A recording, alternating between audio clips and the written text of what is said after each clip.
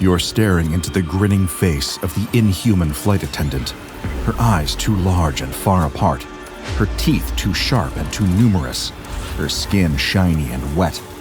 Fish-like. She holds the glistening chrome can and peels off the lid. Inside, thick, knotted worms wriggle together. Your in-flight snack. Hungry? Less than an hour earlier, the researcher sits in his office at SCP Foundation Site 3A, eyes excitedly glued to the monitor on his desk. On it, he can see a live video feed being streamed directly from the camera pinned to the collar of D-Class 1442. Through this remote viewing setup, the researcher will be able to view the first manned testing of a recently acquired anomaly, one so new that the official file is still actively being written. As a relatively new researcher at the organization, this is his chance to make his mark on Foundation history. The anomaly is a plane, an entire plane retrieved from the Pacific Ocean and brought to a hangar at the site. Like many items recovered by the Foundation, it seems perfectly normal at first glance. In fact, it almost seems too normal. After crashing into the ocean, the aircraft should be visibly damaged, but there's nothing wrong with it. Not so much as a scratch on the exterior. The interior is pristine, and the mechanical parts are all perfectly operational. So the higher-ups approved a series of tests to determine what exactly is so strange about this plane. The best way to do that is to see it in action. Multiple D-Class have been placed inside, scattered in various seats throughout the cabin. In the cockpit, the only agent at Site 3A with a pilot's license, Agent Kulkarni, prepares for takeoff. He sends a quick message to the researcher at the monitor, letting him know that all systems are operational and ready to go. It's time for this mysterious plane to take to the skies, and the researcher has a front-row seat. The takeoff goes smoothly, with no notable anomalous activity. At this point, it just feels like watching a first-person simulation of a typical airline experience. Then, as the plane reaches cruising altitude, the intercom crackles to life, and a chipper voice makes an announcement. Hello everyone, and welcome to your flight with Kingfisher Airlines. I'll be your pilot. Now that we've successfully taken off, make sure to keep your seatbelts unbuckled. Make our jobs a little easier, huh? The researcher's brow furrows at the sound. That is not Agent Kulkarni's voice. Who is that talking? He sends a message to Agent Kulkarni, but gets no response. Right, of course, he's too busy flying the plane. The researcher jots down a note on his clipboard, recording the first instance of anomalous activity on the plane. Then, he returns his gaze to the monitor. He can see on the video feed that D-1442 has unbuckled their seatbelt in accordance with the announcement's instructions. None of the D-Class appear to react to the announcement, aside from taking off their seatbelts. As D-1442's camera pans down to the floor of the cabin, the researcher begins furiously scribbling notes once more. There's water running through the aisles of the plane, soaking the carpeted floor. The researcher squints, noting dots of green throughout the water. Mold? No. Seaweed. He's certain of it. The water trickles under D-1442's seat, soaking their shoes, and the researcher waits for a reaction. But it never comes. It's as if the D-Class hasn't noticed the apparent seawater spilling into the plane. The camera pans around the plane, and much to the researcher's surprise and frustration, none of the other D-Class are reacting either. He scribbles down some more notes. This must be part of the plane's anomalous nature. Those inside don't notice that anything unusual is happening, even though it is. But why seawater? He underlines the question several times for emphasis, but no answer reveals itself. At least, not yet. He has to admit, it's a bit unsettling to see a plane full of D-Class acting as if they're on a perfectly ordinary trip on a perfectly ordinary plane, as saltwater pools in their shoes, seeping into their socks.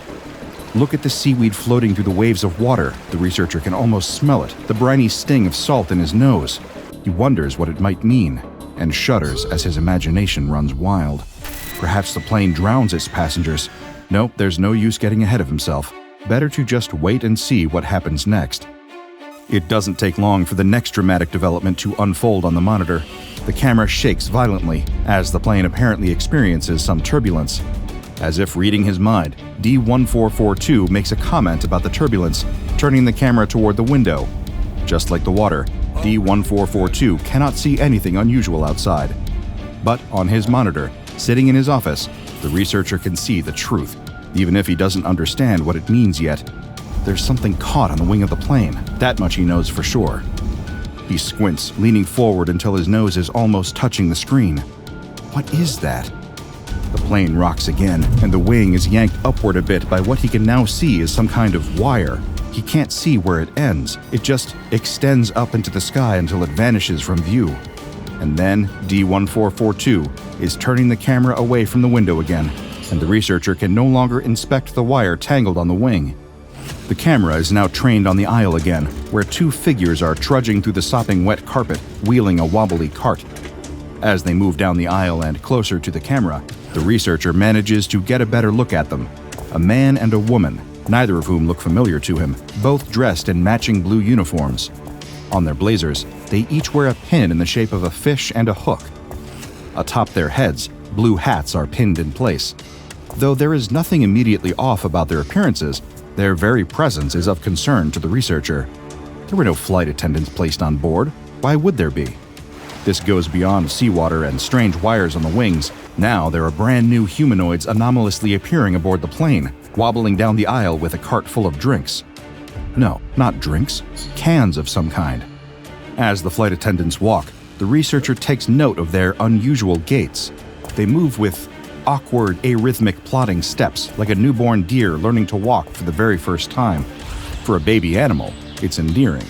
For two supposedly adult humans who have appeared as if from nowhere, wheeling their cart of mysterious cans, it sends a shiver down the researcher's spine. As the female flight attendant approaches D-1442, shiny metal can in hand, the camera captures a glimpse of her face up close. Her eyebrows are drawn on too high, giving her a wide-eyed, shock appearance. No, it isn't just the eyebrows. Her eyes themselves are a bit too wide. Her mouth is stretched in a broad, red lipstick grin, showing just a few too many teeth for the researcher to feel at ease. As she offers the can to D-1442, and they reach out to take it, the researcher notes that the flight attendant does not blink once. She never speaks either. She just holds that unsettling smile and waits for D-1442 to take the can from her hand. Then she moves on to the next passenger. D-1442's camera tilts down toward the can, and they peel back the lid to reveal its contents. As the lens focuses, the researcher's stomach turns at the sight. The can is filled to the brim with writhing, squirming, fat and juicy earthworms. The sort his father used to bring on family fishing trips to bait the hooks with when he was a little boy. D-1442 reaches into the can and pulls out a long, wriggling worm, lifting it toward their face. No, please don't do it. But they can't feel the researcher's revulsion, nor do they seem to even realize they're holding a worm and not a more conventional airplane snack. The camera is mercifully turned away from D-1442's face, so the researcher doesn't have to watch, but he can hear the wet chewing, and he knows exactly what is happening. He covers his mouth, fighting the urge to gag as he watches the rest of the D-Class follow suit, opening their cans and beginning to eat the worms one at a time. With all of the worms passed out, the two flight attendants begin to shamble back up the aisle, pushing the cart through the thick layer of green seaweed that now blankets the floor. There's even more of it than there was a few moments ago, and the researcher can no longer see any of the carpet beneath. The two flight attendants vanish behind the curtain at the front of the plane, leaving the passengers alone with their worms. Nothing else unusual happens for nearly 2 hours, and the researcher sits and watches as every passenger in the camera's line of sight slowly devours each and every worm in their respective can, occasionally idly glancing out the window or flipping through a magazine. The researcher is just beginning to think the anomalous events might be over when the curtain opens once again. The female flight attendant is back. At least, he thinks it must be her. The silhouette looks the same, but it's difficult to be certain. Her face is no longer visible. Instead, it is wrapped in wires that look identical to those spotted on the wing during the supposed turbulence earlier.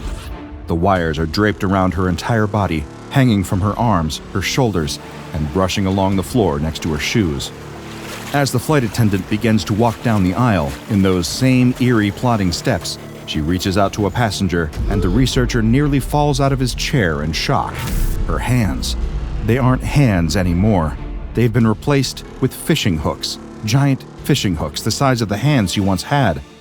She walks past D-1442, headed toward the back of the plane. She's out of sight for a few moments, until she crosses back into the camera's view. There's a passenger with her, a D-Class with his hands tied together behind his back, wrists bound with something thin and transparent. Again, the researcher remembers those trips with his father. Fishing line. The man is bound with fishing line. He follows the flight attendant with a docile expression, seemingly unconcerned by his state of captivity, the strange wires, and her hook hands. As the flight attendant and the passenger pass the camera, the researcher can see that he was mistaken. She does not just have one passenger with her. She has 5, all with their wrists bound in fishing line, all following her without one word of protest or attempt to resist. The flight attendant and the 5 passengers all vanish through the curtain. D-1442 places the now empty can of worms in the back pocket of the seat in front of them. Then, everything is still again for a while, save for the continuous flow of seawater through the aisles, filling the cabin inch by inch. It is at D-1442's knees now and creeping ever higher. Still, they do not budge. All of a sudden, the plane shakes violently. D-1442's gaze, and the camera with it, snaps toward the window. There, cloud formations rapidly whirl through the air, pouring buckets of water. Lightning flashes, illuminating the darkened sky for a moment. In that moment, brief though it is, the researcher can make out some odd shapes snaking through the air, weaving between the clouds. Another flash of lightning reveals them. Eels. If his guess is correct, he'd say they are electric eels specifically. D-1442 does not see the eels, but does seem to be affected by the sudden, dramatic change in the weather. They chuckle nervously, voice quavering slightly, and remark that this thunderstorm wasn't predicted on the Weather Channel that morning. The plane shakes again as another flash of lightning breaks through the darkness, revealing more and more eels. The window itself is wobbling, the glass beginning to buckle under the pressure of the water outside, more and more pouring against it. Crash! The glass shatters, and water pours in through the open window, where there should be roaring wind. An eel flies through the window, landing on D-1442's lap. It flops furiously back and forth as D-1442 passively ignores it. The water levels begin to rise rapidly, up and over D-1442's legs, up their chest, until the water is covering the camera lens. Luckily, the camera is outfitted for underwater filming, though the researcher never expected that particular function to be relevant while testing an anomalous airplane. It continues to pick up video, displaying it all on the monitor as it begins to shake violently. The sound of choking can be heard as D-1442 attempts to keep breathing normally, even with water flooding their mouth and lungs. They choke and splutter, slowly drowning without even realizing they're underwater. The camera begins to drift upward, floating away from its place on D-1442. As it hits the ceiling, it swivels and reveals D-1442's unconscious body, floating there below. The rest of the passengers, the ones who didn't leave with the flight attendant earlier, are also drifting through the water, unconscious or worse. Their bodies are covered in green, the seaweed from before growing over them. The researcher is writing furiously now, getting down every detail. When he finishes writing, he grabs his phone. He needs to get back in communication with Agent Kulkarni and figure out an extraction plan before the man drowns, if he hasn't already. The phone rings, but no answer. He should have expected that. It's probably been damaged by the water too. The researcher is just about to contact the site director and ask what to do when the camera picks up motion coming from behind the curtain. Something is emerging from the cockpit. The curtain is shoved to the side, and out bursts Agent Kulkarni. He appears to be breathing steadily, despite being underwater. He looks terrified, disoriented, but otherwise unaffected by the chaos unfolding around him. His eyes widen, his eyelids flutter, and he collapses to the ground. His body convulses, as if he's having a seizure. He opens his mouth as if to scream, but nothing comes out. Well, at least no sound comes out. Something else does. His jaw opens wider, wider, and wider still, his jaw unhinging like a snake, or an eel, the researcher thinks. There's a glint of metal in the back of his throat, and all at once, a large fishing hook comes rocketing out of his mouth. Another follows it, and another, all connected to fishing line that seems to come from deep in Agent Kulkarni's stomach. Whatever anomalous forces have changed the plane, filled it with water, created eels and flight attendants, have also changed him. The hooks push through the water, moving of their own accord, and attach themselves to the remaining passengers.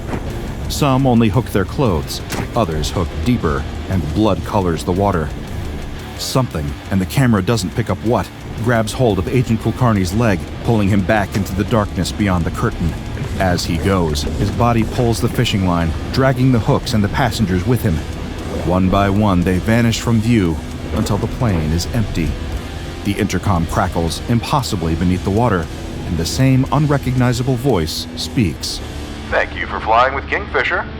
Silence for a moment, then static. The video feed has been lost. The researcher throws his clipboard against the wall, unable to contain his rage. They lost an entire plane full of D-Class and his valued colleague, and received no concrete answers about the plane. If anything, he has far more questions. One of which is, where is the plane now? A recovery team manages to locate the plane in a surprising place. It lands a few hours later in the same place where it took off. It should be damaged, filled with water, covered in broken windows and gouges from those hooks. But it is just as spotless as it was when they found it. Not a drop of water or speck of seaweed to be seen. No sign of any of its passengers either, or the captain. The only thing on the plane that wasn't there before is the camera, completely dry, sitting in D1442's seat as if nothing ever happened. Its locally recorded video confirms the researcher's witness account. Everything he saw seems to be completely real. All planned test flights that were intended to follow this first one are canceled due to concerns from the ethics committee, as well as budgetary concerns regarding the loss of staff. The researcher turns in his notes, his job complete. Then he requests a transfer to another assignment. He's had quite enough of SCP-3531. I can't say I blame him. I was never fond of flying in the first place, but this anomaly has introduced a new level of dread to the experience. SCP-3531 is a Boeing 737 airliner that is unremarkable in every way at first glance. The exterior and interior appear normal, and when not in flight, the plane is completely non-anomalous. When SCP-3531 is in flight, however, that's a different story. Photographs, videos, and audio recordings taken inside of the craft while it is in the air show forms of aquatic-based anomalous phenomena, as well as humanoid figures that manifest and act as flight attendants, despite not being present before the plane takes off. However, in spite of this obviously unusual phenomena, observers are either ignorant of it or unwilling to acknowledge it. Even when presented with video evidence, they will refuse to believe it. Outside witnesses appear to be unaffected, with the ignorance or inability to perceive the anomalies limited to those physically inside of the plane. SCP-3531 was first discovered by the SCP Foundation when Mobile Task Force Lambda-4 birdwatchers conducted a routine inspection of the plane's black box footage. The footage included the following recorded audio. Look, I'll get you your shipment. We've been held up with processing. Yes, I know how many times I've said it. It's finicky. No, I swear it's just logistics. The clothes are the main problem. We can't get them off mid-flight, so... It's not the attendants, no, they're working fine, but it's hard enough to convince the people that they're on a normal flight. Getting them to, prepare themselves like that would be... No, I'm sorry, it'll be fine. Just, it shouldn't take much longer. The shipment will be... The voice on the recording was identified as Mrs. Janet Kaminsky, a missing pilot who was presumed dead along with the crew and passengers of the flight. How did they all die? The plane crashed into the Pacific Ocean. I can't be certain of what happened, but if I had to guess, I'd say she made that shipment after all.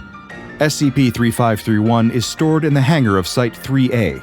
Tests using SCP-3531 may only be conducted at the discretion of the site director. The details of SCP-3531's nature are somewhat sparse, at least in terms of what is available to someone not assigned to its research team. The best that I can surmise is this. Kingfisher is not a legitimate airline, though I'm sure you've already figured that out. I believe they are a company that services clientele who are interested in fishing, though not for what we might think of as traditional fish. It would seem that humans are loaded onto this anomalous aircraft and kept there, seated and docile, for Kingfisher's clients to capture.